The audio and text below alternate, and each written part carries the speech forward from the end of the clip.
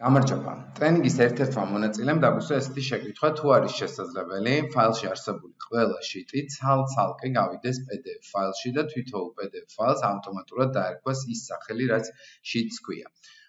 მე გიორგი ვარდატკიშვილი და თქვენ ყურებთ Microsoft Excel-ის ვიდეო გაკვეთილს. ამ თემისათვის ჩვენ დაგვჭირდება აუცილებლად Macros-ის გამოყენება. Macros-ის კოდი გამზადებული მაქვს თქვენთვის და არის ვიდეოს კომენტარის, ასე ვთქვათ, აღწერის ნაწილში. შეგიძლიათ გამოიყენოთ და მოდით ვნახოთ თუ როგორ კეთდება ეს ყველაფერი. გვაქვს ჩვეულებრივი ფაილი, რომელშიც რამდენიმე შიტია და ამისათვის გვჭირდება შემდეგი მოქმედების შესრულება. უნდა გადავიდეთ აუცილებლად developer menu-ში, რომელიც თუ არ გვაქვს, შეგახსენებთ, რომ file menu-ში, შემდეგ options-ზე ხელის დაჭერით და აი აქ უკვე customize ribbon-ში გამოდის developer ნაწილი და ამას ააქტიურებთ. როდესაც გავა უკვე თქვენს ეკრანზე developer-ის menu-ს, ამ შემთხვევაში შეგიძლიათ გამოიძახოთ Visual Basic-ი, რომელიც Alt F11-ით შეგიძლიათ გამოიძახოთ. დააჭირეთ მარჯვენა ღილაკს და მიეცით Insert-ში მოდული და გამოსულ ფანჯარაში მიეცით უბრალოდ ტექსტის paste-ი, რომელიც როგორც უკვე გითხარით, არის ვიდეოს description-ში.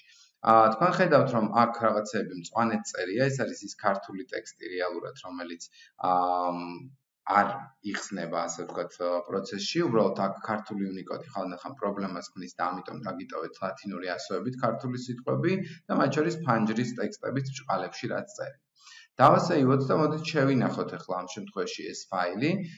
შევამოწმოთ, რომ Macros-ში ეს ნამდვილად აი აქ გვაქვს, როგორც ხედავთ და შევინახოთ ეს ფაილი როგორც Macros-ი.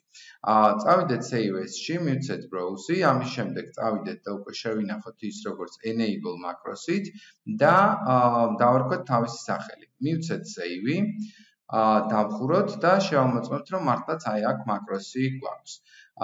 გავხსნათ ისევ ეს ფაილი, როგორც Macros-ის ფაილი და ამის შემდეგ ვნახოთ, რომ გადავდივართ developer menu-ში და Macros-ის სივრცეში დავხვდა უკვე ის Macros-ი, რომელიც ჩვენ შევქმნით.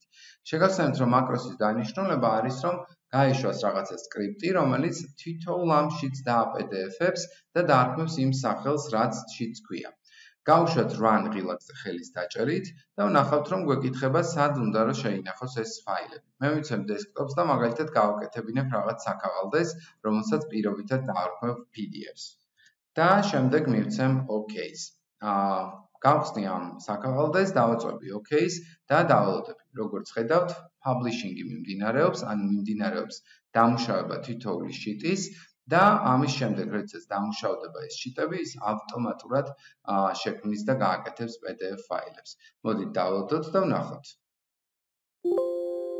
და როგორც ხედავთ, შენახვა დასრულდა, დავაწვევით OK-ს და მოდით ვნახოთ, აი მართლაც PDF-ი და თითოეული PDF-ი თავისი დასახელებებით გაიტანა ცალკე ნაწილში. აქვე შეგახსენებთ, რომ თუ რომელიმე PDF-ის მონაცემები ისე არ გავიდა, როგორც თქვენ გინდოდათ, ეს უკვე იყო კონკრეტულად იმ შიტების პრინტის პარამეტრებიდან გასასწორებელი და ეს უკვე ცალკე ვიდეოში შეგიძლიათ ნახოთ, თუ როგორ სწორდება პრინტის პარამეტრები Excel-ში ბეჭდვის ანუ დაპდf-ების დროს. დიდი მადლობა ყურადღებისათვის. მე გიორგი ვარდატკიშვილი და არ გამოტოვეთ ჩემი მომდევნო კვირის ვიდეო. ნახვამდის.